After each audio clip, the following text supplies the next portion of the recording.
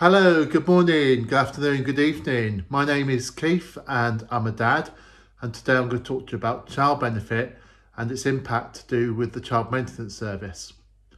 So let's start off and look at qualifying criteria. Who can receive child benefit?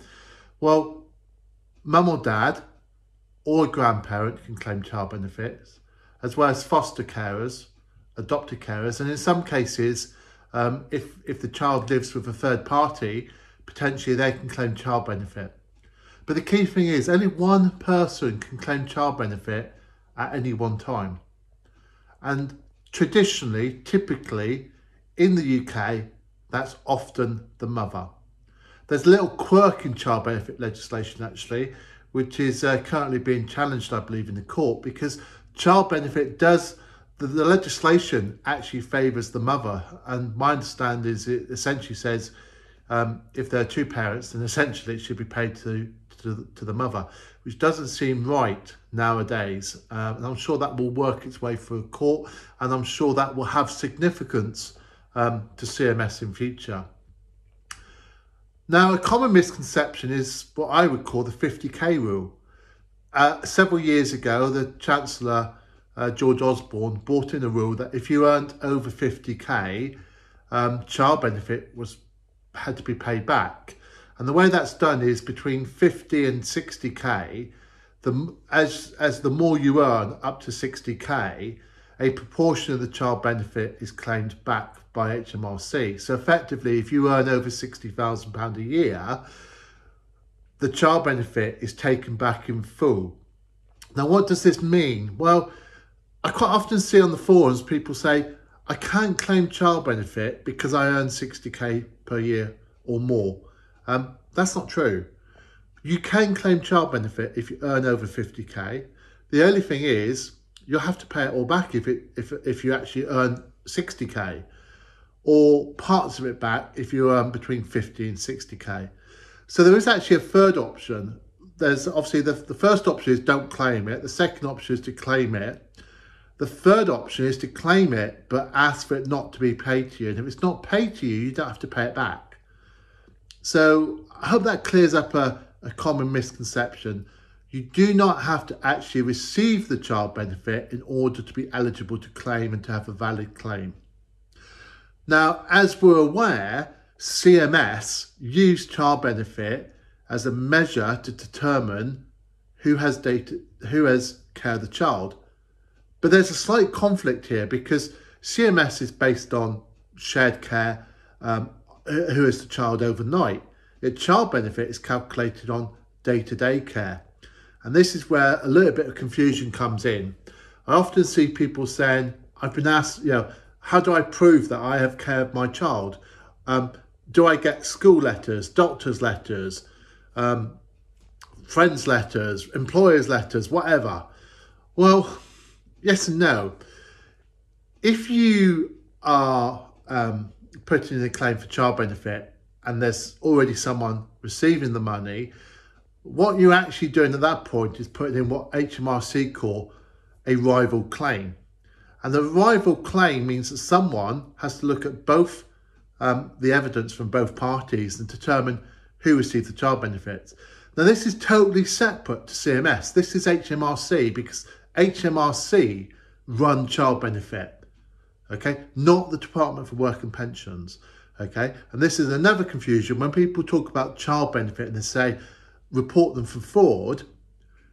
Often people go to the Department of Work and Pensions, yet the benefit is administered by HMRC. So let's just clarify that from the outset. So what HMRC do is they look at this rival claim and determine who has most day-to-day care of the child.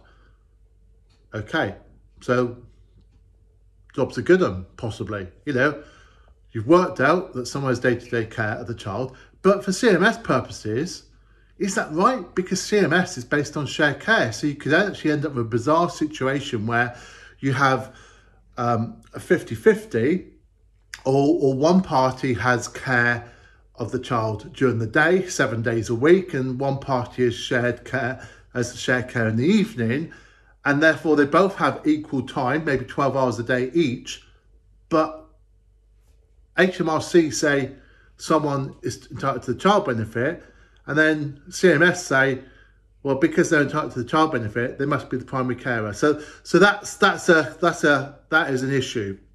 And the problem is, what you often find is where there is a case, and I sit regularly on the forums where someone says, we were getting on great, but now she's putting a claim for CMS, but it's 50-50, what do I have to pay?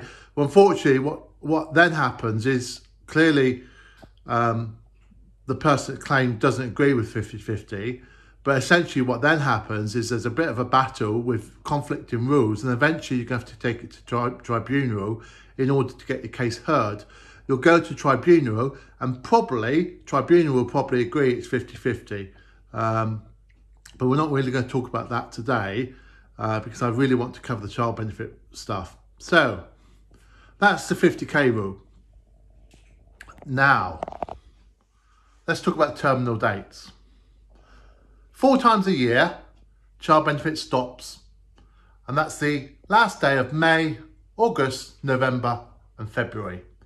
Now, what does that mean? It means, and it means that when your child leaves school at the end of May, okay, it's common to think that because they've left in mid-May, child benefit stops at the end of May. Well, unfortunately it doesn't, because the child is still attending school for education purposes. Although they've technically left school and aren't expected usually to turn up, they're still expected to take their exams. So for child benefit purposes, the child benefit is still paid, and it will be paid until the end of August.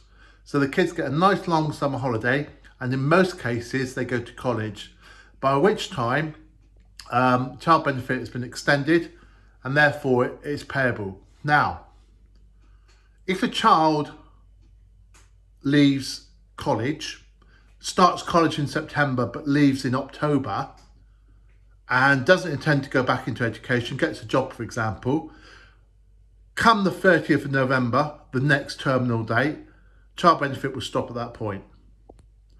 If the child continues in college until December, then quits, maybe quits for Christmas, decides not to go back, then the next terminal date is the end of February. So at the end of February, it will shut. Child benefit will stop. Now, I've actually had this in my own case where my child left in April, was clearly not going to go back, okay, had left education full stop, had got a job, and yet I had to argue with CMS that just because my child left in April, it didn't mean I had to pay CMS until the following September when the terminal date was the 31st of August. It actually meant because he left in April and was clearly working, clearly the terminal date at the end of May was applicable, so therefore I didn't have to pay CMS from that point, and eventually I won that. Okay. That's probably a brief summary of child benefit and where it works for CMS. As I say, just because someone earns over 50k, it doesn't mean to say they can't claim child benefit. There's also actually, funny enough, there's another little quirk whereby if that money is claimed back, it's actually claimed back from the highest earner.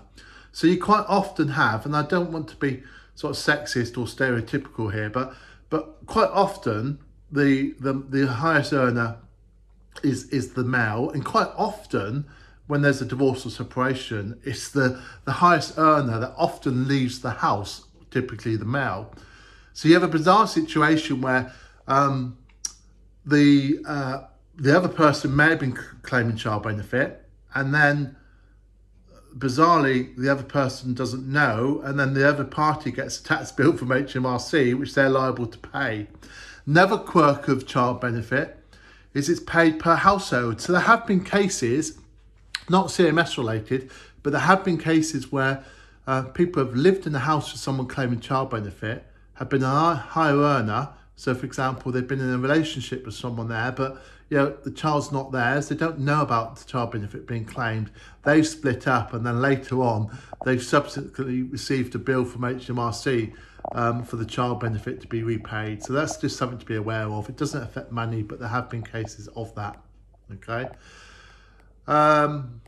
Yeah, I'm just thinking, what else do I hear? So, oh yeah, there's another quirk about who can claim. So if your child has a baby and they claim child benefit in themselves, then that means because they're receiving the child benefit, that for their own child, your CMS will stop for their child that's had the baby.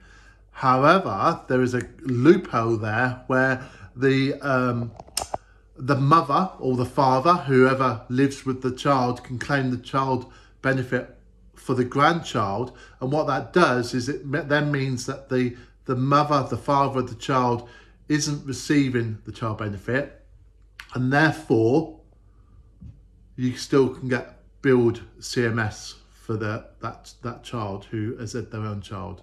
So it's a bizarre thing. So yeah, if the child you're paying for has a baby and they claim the child benefit, CMS will stop. But if their other relative claims it, or the other person claims the child benefit, then CMS won't stop. So that's just something to be aware of. Clearly, obviously, if you are a parent that claims child benefit, you must, not just morally, but legally, you must report a child change of circumstances to HMRC. Okay, so if you're no longer entitled to claim that, don't claim it, because obviously that could get you into a lot of trouble in future, and it's not worth it, because you can guarantee if you're claiming child benefit that you are not entitled to, at some point that's going to be claimed back, as is any child maintenance that's been paid to you. And whether that's claimed back by the child maintenance service or through the courts by the paying parent, you can pretty much guarantee it's probably going to happen. So it's always best not to go down that route. Okay, I think that's probably quite a useful off-the-cuff briefing on how child benefit affects CMS. I just literally produce these videos based on my own knowledge. I don't script them, I don't even edit them, I just rattle off my thoughts, and 90% of the time hopefully I am right.